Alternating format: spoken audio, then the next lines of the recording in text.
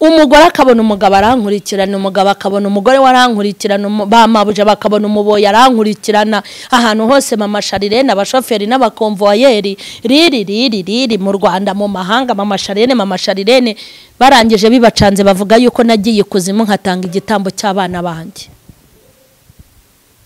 Nje kukubwira ngo Imana yeje kuguhemba ibari mibyizi yigiye watangiriye gukora. Nk'ubu ngewe ntabwo Imana yampemba ihereye nona, kuko umurimo wayo nawo n'abakecuru n'abagore baba baraye bakubiswe n'abagabo, ubwo nanjye abaga mbwiriyemo nibo n'abashomeri n'abantu batari batize, nta muntu muzima urimo.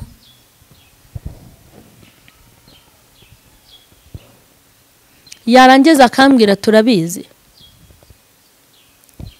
izi nzana wirirwa ubyaragura niyi yiruka ryawe uzicuza igihe cyaragize gute, cyarakurenganya.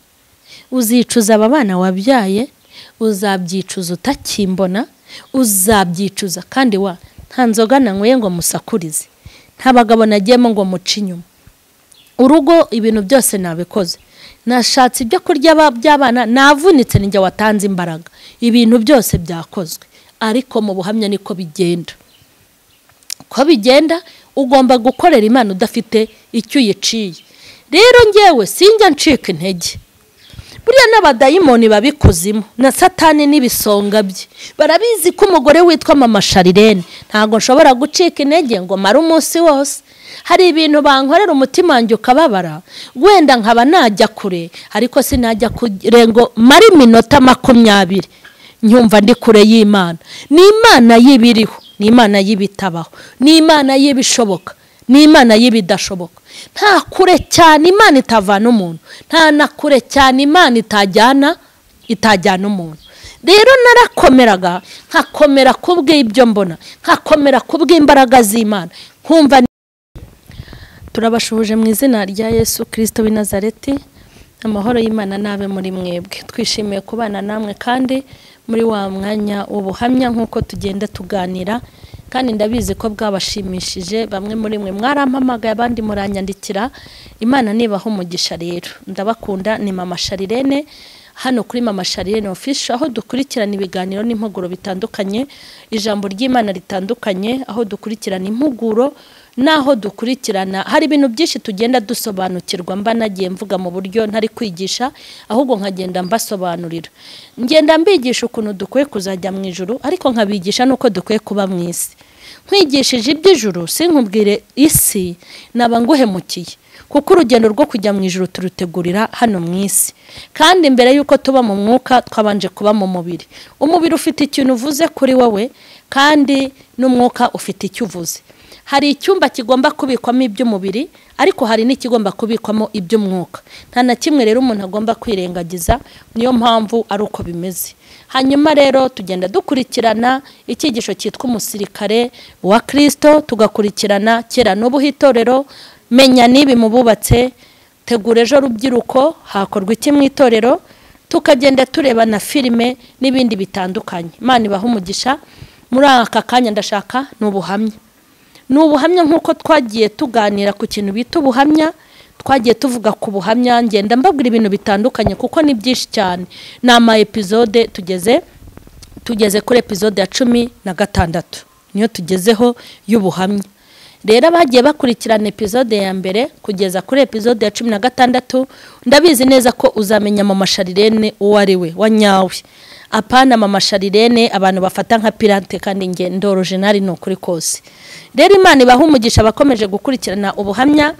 Ubushize nakomeje kwibanda ku ntambara nagize mu murimo, aho nababwiraga ibibazo nagiye ngira mu murimo w'Imana, nkabigira mu rugo, ariko byose nkagomba kubibamo kandi nkabitambukamo ndi umurokore, kuko aho hantu hose turahakenewe. Nababwiye ko mbere yuko ukorera Imana ugomba gukorera ubuzima bwawe, ugakorera urugo rwawe. Ni ibintu byose biruzuzanya kuko byose birakenewe. Kandi mbabwira ko udashobora gukorera Imana ngo kuko wabonye umwanya.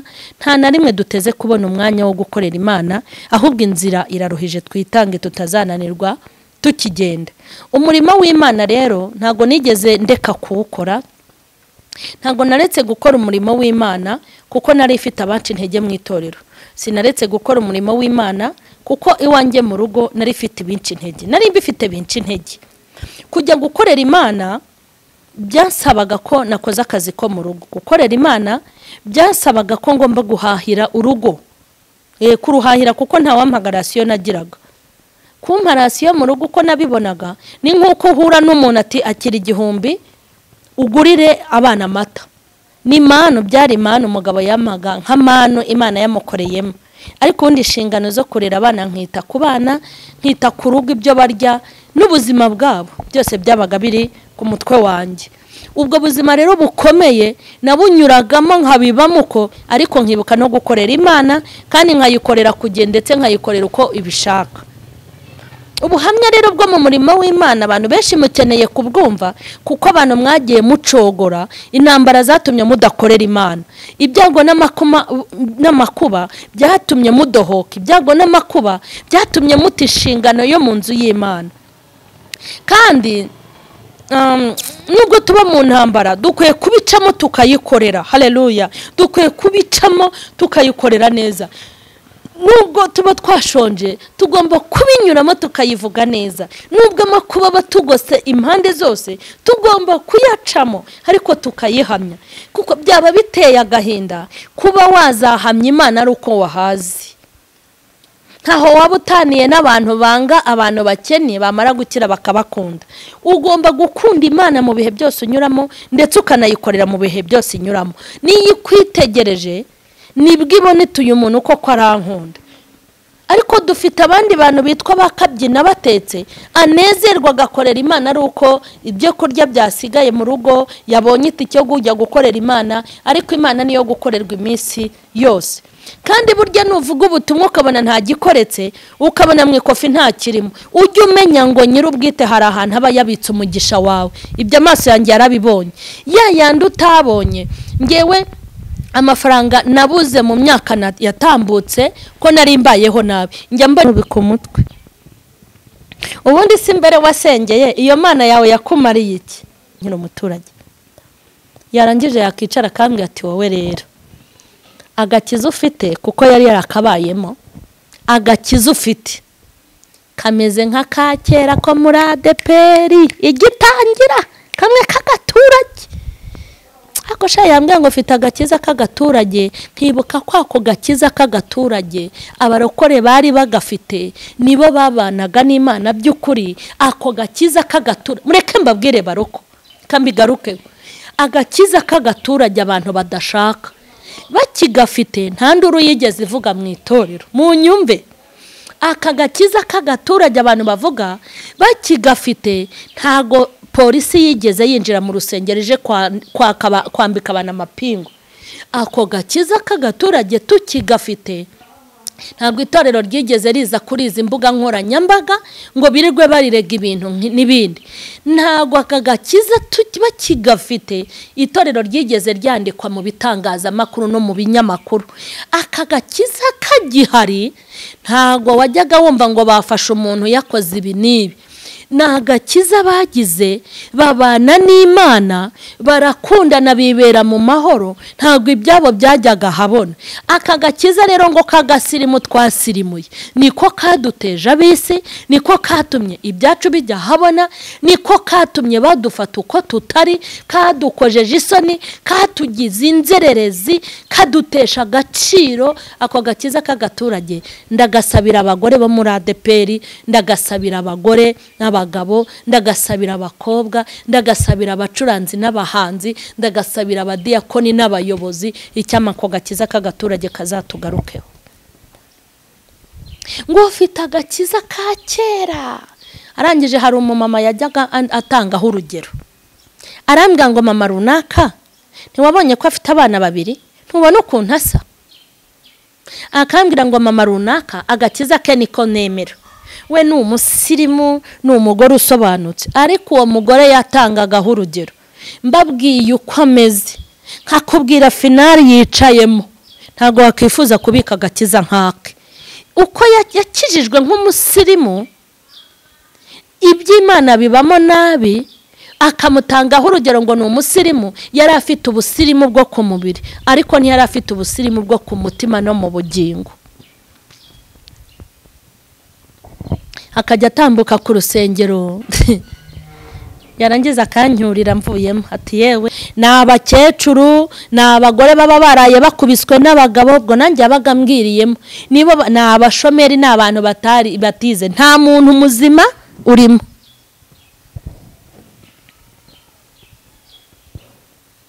Yarangiza akambwira turabizi izi nzana wirirwa ubyaragura niyi yiruka ryawe uzicuza igihe cyaragize gute cyarakurenganya, uzicuza aba bana wabyaye, uzabyicuza utakimbona, uzabyicuza kandi nta nzoga nanyweye ngo musakurize, nta bagabo nagiyemo ngo muce inyuma, urugo ibintu byose nabikoze, nashatse ibyo kurya by'abana, navunitse ninjye watanze imbaraga, ibintu byose byakozwe. Ariko mu buhamya niko bigenda, ko bigenda ugomba gukorera Imana udafite icyo uyiciye. Rero ngewe sinjya ncika intege, buriya n'abadayimoni babikuzimo na satani n'ibisonga bye barabizi ko umugore witwa mama Sharirene ntago nshobora gucika intege ngo mara umunsi wose. Hari ibintu bankorera umutima wanjye ukababara, wenda nkaba najya kure ariko sinajya kurengo mari minota 20 nyumva ndi kure y'Imana. Ni Imana y'ibiriho, ni Imana y'ibitabaho, ni Imana y'ibishoboka, ni Imana y'ibidashoboka. Nta kure cyane Imana itavana umuntu, nta na kure cyane Imana itajyana umuntu.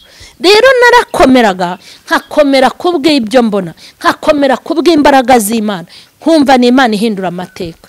Imana yabiri kuvugana nanjye ikambwira ngo mva mwana wanjye kuko wankoreye kandi ukampesha icyubahiro, umurimo wanjye ukawukora ntacyo witayeho, nduwiteka nzamuye nkushyize hejuru, nguhaye ijambo uzabwiriza isi yose. Imana yambwiraga kubwiriza isi yose, nkumva nyine nzurira indege ngende, ariko ubusigaye mbwiriza isi yose nicaye iwanjye mu rugo, vuga ngo haleluya. Nzakugaburira uzashira inzara, nzakwambika nk'ikigori, nzakugirira neza, amina, nzagukarabya kandi uberwe. Imana ishimwe cyane. Iyi mibabaro uzayibagirwa, uzibagirwa inzara, uzibagirwa ubukene. Iyo ni Imana yabaga iri kuvugana nanjye, ikambwira ibyo nzibagirwa, ikambwira ibyo izankura, ikambwira ngo inkoni nzakwibagiza inkoni kandi urutoto ruhori wawe mu rugo nzarugukuramo. Ibyo bintu bikantera morale ngakomera, ariko natekereza ko nta n'iyindi Imana izasimbura iyo nzi, nabyo bikankomeza nkavuga nta yindi Imana n'ubundi byose ni hahandi. Iyi niyo Mana yatsindiye isoko ryo kundengera. Mu kigeragezo bigusaba kwizera, hahirwa bizera ibyo babwiwe n'umwami Imana ko bitarasohora. Kandi ikindi mu kigeragezo wirinda kwisobanura, uko niko kuri. Ikindi mu kigeragezo, ikindi kintu wirinda mu kigeragezo ni ukwirwanirira, kuko ibyo ni ibintu bishobora kukubuza kugera aho ugomba kugera mu mugambi w'Imana. Kindi iyo wirwaniriye mu kigeragezo ntago ushobora kunesha. Niyo wibwiye ngo hari ibikurengeye, bikurengera mu gitondo, nimugoroba ntihongere kubica iryera. Imana nihabwa icyubahiro. Nagize abampugura rero, umvira umugabo, ntago Imana ikunda abasenya. Reka nze mbyemere, ntago Imana ikunda abasenya. Ariko se kuko iyo nza guparika umurimo w'Imana sinkora iby'Imana imbwiye, nta nubwo uba waramenye n'uru rwego ngezemo, ntago mba nararugezemo. Amahirwe nicayemo n'ubuzima ndimo ntago nari kububona, kuko ibyo nagiye nyuramo mu murimo ni stage, ni ikizami Imana yari iri kunkoresha kugira ngo inyicaze aho yanteguriye. Ikintu kimbabaza nuko impamba y'urugendo abavuga butumwa muyirira mu nzira. Iyo wanze gukorera Imana ufite inzara, ukifuza ko aho wabwirije ari bo bayikumara, buryo urya dukeya, ibyo Imana yakubikiye nibyo byinshi. Ubu se amafaranga mwagiye muyabuza mu murimo w'Imana muyakana batayafite. Uzi kugira ngo muvuga butumwa ajye kubwiriza mu cyaro ahantu badatanga n'amaturo y'ibihumbi 10, uti muteranye muzampa 50,000, ubaka 50,000, ubu ugiye kubahingira 50,000. Iyo hageze inka z'abaturage bose zirabyara ngo kuko avuze ubutumwa, imirima yabo ihita yerera rimwe. Ubwo butumwa uba wavuze nibura babwinjije angahe? Nta wakoreye Imana uzikorera amaboko.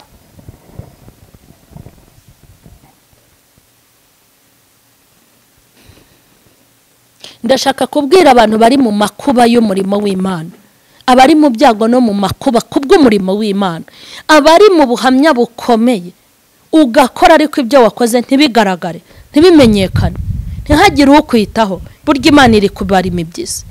Imana iri kubara imibyizi, hari igihe izaza kuyiguhembera bavuge ko ugikuzimu. Imana yaranyamamaje kandi uburyo nazamutse abantu bose barabibonye. Sinigeze nza kwaka hiti nkuko njya numva ngo abantu baza gusaba hiti, nibyo guhitinga njye sinari mbizi kuko no kuri YouTube sinajyagaho. Ku YouTube najyagaho kumara iki ko ntabyo narinzi. Nani narahondagoye mega se nari kuzikura. Ntago ibyo bintu nari mbizi. Mureke mbabwire, ibyo kuri YouTube sinari mbizi, ibyo kuntu bagufata bakakujyanaho ntago nari mbizi, ibyo gukora ngo share ngo subscribe ngo zaburishya ngo iyobokamana TV ngo isezerano, ibirani byari mu gicuku kuri njye. Nabimenye mbijemo ntangiye kubimenya. Hari igihe Imana igukorera ibintu yarashohoje icyo yakubwiye. Maze kugera aho ngeze, abantu byarabacanze, birabacanga baracanganyukirwa.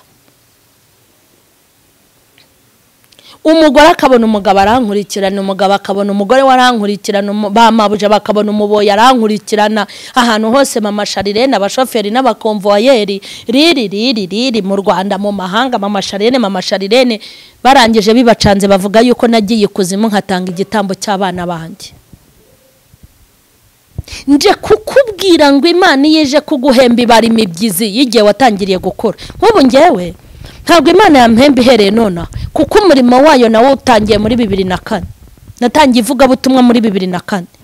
Ubwo rero igomba kumpemba guhera muri 2004 ikageza iyi saha. Kandi n'ubu ndi kongeraho imibyizi kuko iyo nicaye hano nge kankubwire, iyo nicaye ahangaha kuri kamera mpafata nko mu rusengero, niyo mpamvu mpubaha. Nta bintu by'ubugoryi, nta bintu by'ubuginga nazana kuri mama Sharirene official uzabaze. Ntabwo uzabona kuri mama Sharirene official nagiye gutarura inkuru z'ubusutwa n'ubujajwa kuko ndahera ndi mu rusengero, ndufata nk'urusengero, ndahubaha, ngomba kuhavugira ijambo rihembura abantu. Kandi muri uru rusengero hari umwuka wera, hari Imana, hari n'imbaraga z'Imana. Yes, iyo ndi hano muri uru rusengero rwa mama Sharirene official, imbaraga z'Imana n'abamarayika na protokole y'ijuru iba yururutse babaje kureba ibyo mvuga. Sinshaka kuvuga ibyo nihimbiye, ntago navuga ibyo natekereje, sinavuga ibyo nabonye, mvuga ibintu nkominikana n'umwuka w'Imana undimo kuko ndi mu rusengero. Yego, gukorera Imana bigira umumaro kandi bizamo inyungu nyinshi. Imana ikakubwira iti nzakugirira neza, ntambwira impa amasezerano kandi amaso yanjye yarabibonye. Bira bintu bavuga ngo gukorera Imana, nta muntu wakorera Imana ngo wikorera amaboko, niko kuri. Nubona umukozi w'Imana yikoreye amaboko, usibye ko abo ukuntu bakorera Imana nge mbona n'amaguru bazayikorera. Umuntu wakoreye Imana mwitangira no mwirangiza rye agaragara nk'akoreye Imana iyo yayikoreye mu byiciro byose yagomba gukoragamo umurimo. Ngewe ubumaze kubibona, amaso yanjye yarabibonye. Nta muntu wakorera Imana ngo imwihakane, nta muntu wakorera Imana ngo imuvanire mwaho. Mva nakoreye Imana mbabaye, nkorera Imana mpangayitse, nkakorera Imana afite uduhinja, nkakorera Imana ntwite, nkakorera Imana ye baba we. Hari igihe umugabo wanjye yaje arambwira ngo ariko urabona uzarinda usaza udasaze kubera stress nabaga ndimo, kuno nabaga meze umukene n'umusazi bajya gusa. Ariko ndashimira Imana ko ntabaye umusazi. Aho ngeze aha rero, iyo mbona ukuntu abana banjye ari bakuru, nta mwana ukirira, ntago mvuga ngo ndabanza ngire gutya reka da, kora ibintu bikeya kuko nyine Imana yaciye inzira. Nese ndacyavuga ngo ntago nyivuga ngo amazi aravahe ngo reka njye kuvoma, kandi hano hari sterine ya litiro 300 y'amazi. 300 hakibazo ngo gukoropa no ubumba mu makaro ngo komesa none se hari ubwo nyivuga ngo akakenda reka nkamese ngo kugira ngo ejo nzakajyane mu ivuga butumwa ushobora no kumara umwaka ntambaye umwenda. Hari niyo mbika nkibagirwa kwirimo hazajya kuyireba ntiyo ndetse buryo umwenda wanjye uracyabaho, bindi nkaterura nkihera abantu batabigira. Ntago navuga ngo ngiye kubwiriza ngo abana banjye ngo barashonje bararya, ntago nagenza amaguru. Mana yaranyishyuye kandi ikomeje kunyishyura kuko nkomeje kuyikorera. Ndashaka kubwira abakozi b'Imana, ndashaka kubwira umuntu witwa ngo ndi umuntu w'Imana, korera Imana udakorera abantu, korera Imana utikorera, korera Imana ari yo ukorera. Iyo ukoreye Imana ari yo ukorera kugira ngo witwe umukozi w'Imana, nuko ugomba gukora ibyo ishaka. Iyo witwa umuhanuzi w'Imana nuko ugomba guhanura ibyo ishaka. Ni iyo witwa ngo uri pastor uyoboye itorero ry'Imana nuko uriyobora mu kuri no mu mwuka uko Imana irishaka. Ariko ibyo gufata ibintu by'Imana mukabyitirirwa kugira ngo ibifu byanyu byuzure, kugira ngo inda zanyu zuzure, mukitirirwa Imana kandi ntayo mukora, kira nikosa rikomeye uburi gukora. Birutwa no gushinga akabari ukuzuzamo inzoga z'amoko yose, ukitwa umusinzi n'umuntu ucuruza inzoga, abantu bose bakakumenya. Ariko gufungura itorero ukitwa umukozi w'Imana kandi atari yo waje gukorera, uzi ukuntu bimeze? Ni nko gufata kashe y'ikigo runaka kitari icyawe, hanyuma ukandika urwandiko ukaruteraho kashe itari iyawe, ugakora amakosa mu izina ry'iyo kampani.